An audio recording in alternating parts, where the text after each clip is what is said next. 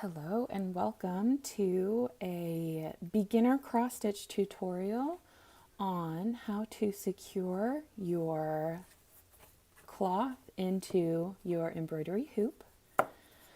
So this is 18 count, and that just means that per inch there are 18 stitches. I really like to use this one. It might be one of my favorites.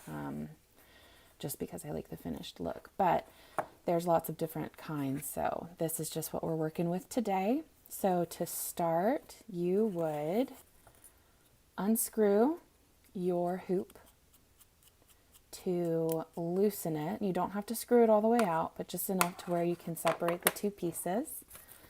Take the bottom or the inner hoop that does not have the metal screw on it and place your cloth right on top of it, right above it. So I'm going to try to get it as centered as I can because that will just make it easier when I'm stitching and getting to the finished product. And then you put your outer hoop, your top hoop, on top.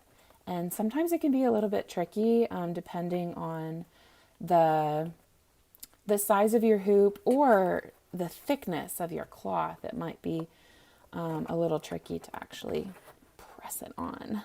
But here we go, we're pressing it, pick it up, and I kind of try to secure it all the way around. All the way around.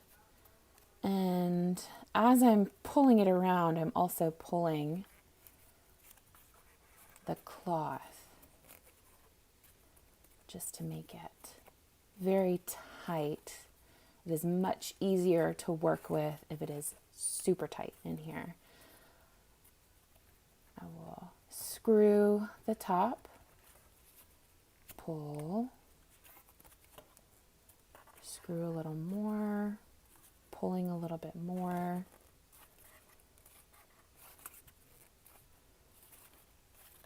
and one last screw.